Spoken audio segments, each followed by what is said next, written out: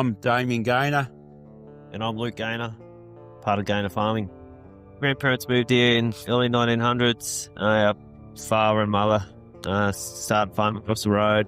Us three brothers started farming here in the early 2000s. So locations start main base area park, through Barmem and Wiswallong, a little bit around Coolman and up to Tullabajul and Condo. Cropping program is predominantly wheat-based with canola, chickpeas, a few other break crops in between, and barley as a smaller minor crop as well.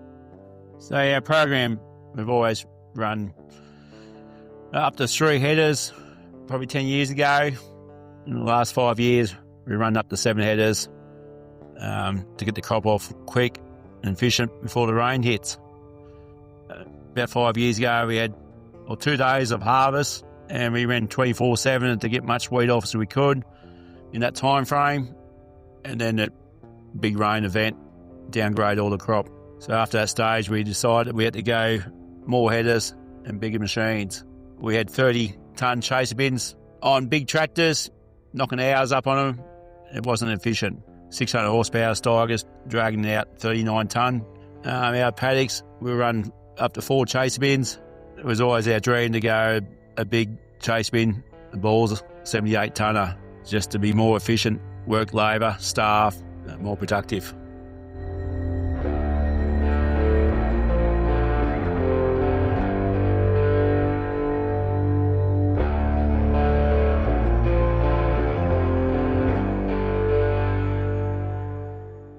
We've been watching some of the progressive farmers around the area, and we noticed they had some Balzer bins, and we knew most of them, and so we talked to them over the years. And yeah, like anything, you ask questions and you find out what the pluses and negatives are with each machine and how it will fit into our program. And it sort of was a logical fit to get better, as Damien said, to get better efficiency out of our tractors and our harvesting and whole operation.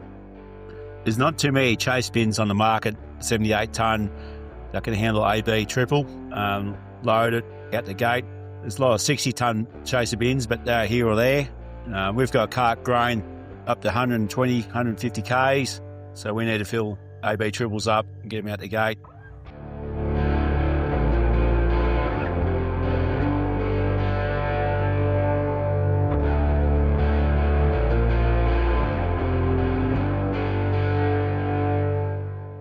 A bigger chase bin matches the efficiency of the rest of the program. It sort of allows you to cut probably 1 chase bin out and 1 labour unit, 1 tractor.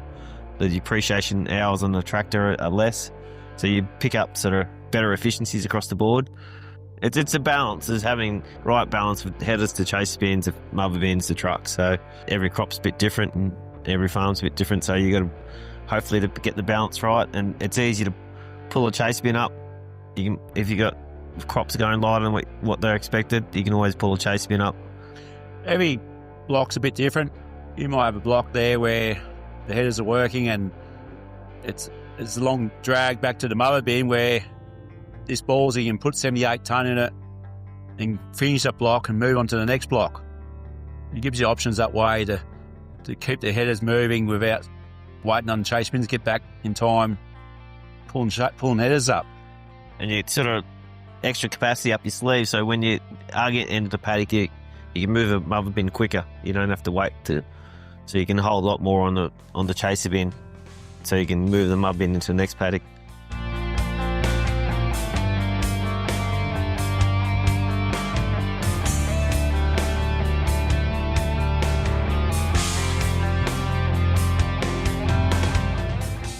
Farm is all about efficiency and small 1% of gains. Farms aren't getting smaller, equipment's not getting smaller, and equipment's not getting any cheaper. So if we can pick up small efficiency in our headers, less stoppages them, we can pick up small efficiencies in our tractor usage per harvest, per hour, our fuel, our labour. It's sort of, that's, I guess, the big factor we always look at is that efficiency and that cost per hour to run machines. Often it means going slightly bigger. And in our early days, a 30-ton chase bin was a big bin. Now it's not. And then it moved 40, then 60, now it's 78. So it's a progression in time. I think it's well made. The flight's very heavy. I think we'll be wearing it out. I see some other Balzers getting around 10-year-old. still holding their value, still doing a great job. I can see we'll probably have 3 or 4 of these in the future. Just well-made chase bins.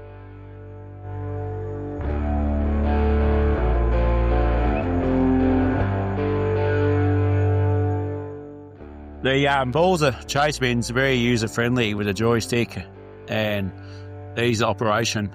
The hydraulic spout can control grain, either direction. The operator found that was unreal.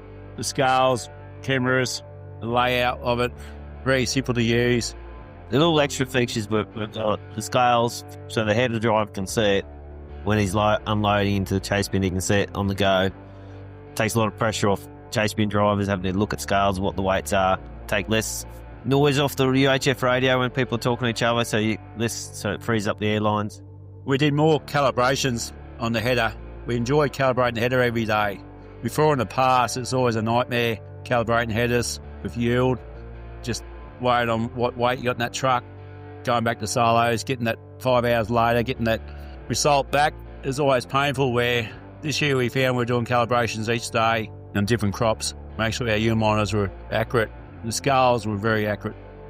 Yes, that's a big plus to have that scoreboard on the side of the bin. It was extra that we went for, cost us a bit more, but it was well worth it. When you're harvesting, you can sit there and say, I've got 55 tonne for that road train, send it straight to that road train. In direct traffic, you know what your plan is before you ask the chase bin driver how much you got on there. You know what's going on.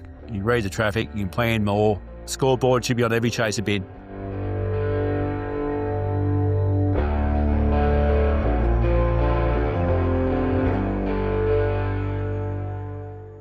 Everything's getting bigger, so everything's good moving on roads. Obviously, if you have escorts and any permits you need, but yeah, it's pretty straightforward moving it. The bin seems to be well balanced. It doesn't push the tractor around. It floats on the drawbar. Where in the past we've had other chaser bins heavy on the drawbar and sort of push the tractors around a bit.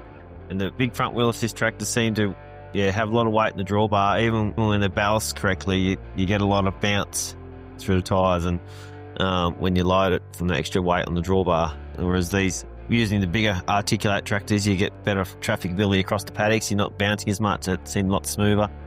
And the balance of the bin, it seems to be more suited to the bigger tractors. Having a front steer axle and back steer axle, it just turns well around paddocks. It's well made, just simple. We had our niece Bronte on the chase bin, out nursing.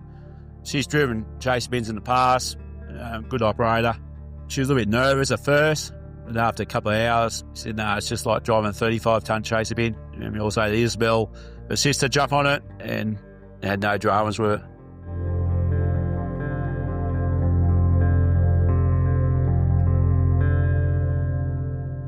The 78-tonne is a good AB triple load.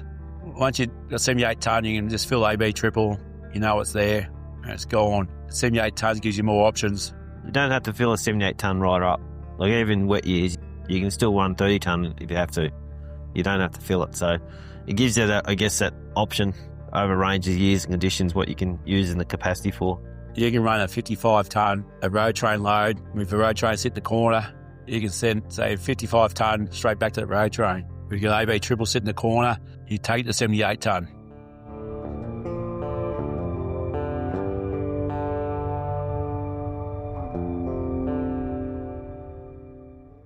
So we were dragging more tonnes out of the paddock in one big hit instead of doing 2 trips. So we were dragging 78 tonne out back to the mother bin, where there'd be 235 tonnes in a normal bin. I guess that the time factor of once the chase bin is full, moving back to the mother bin and getting back to the headers, it's pretty much the same, whether it's a 10 tonne, 20, 30, 50 or 78 tonne bin. So there is definitely time savings there when you're moving from header to mother bin and back again. We found we were moving large tonnes out of paddock. You didn't realise you're moving so many tonnes at the time, because you thought, oh yeah, it goes 78 tonne, but you're used to having 39 tonne bins in the past, and you thought, oh yeah, there's a bigger volume of grain heading out of the paddock in one hit.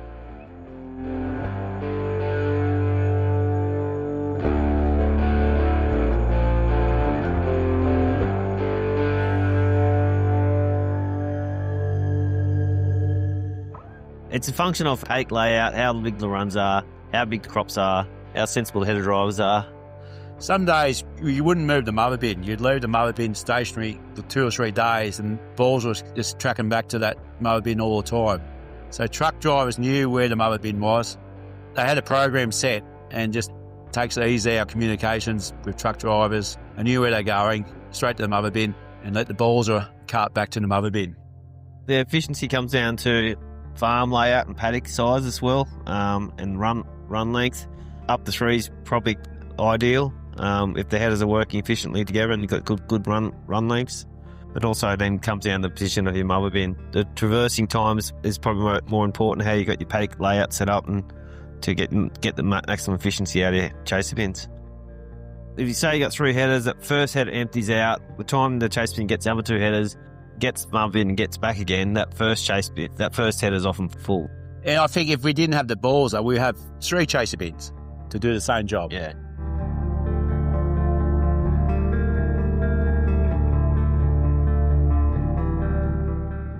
We're worried about backup servers and liability. The deal was a couple of hours away, but that wasn't a drama. Mick supported as well. We didn't have any dramas. We hooked it up and just went every day. It was very user-friendly, easy to operate. The comment that we received back from the chase bin driver was, it was like pulling a 35-tonne chaser bin around when it's loaded. It's easy to pull with a triaxle. It just floated across the ground. It's easy to fill. You got plenty of room to fill without overflowing it. One side being high on the other side, you can see what's going on. Just as long as we didn't get bogged, that's all. Main concern was in the wet year, how would it go? But if it's set up right, it will float over wet country.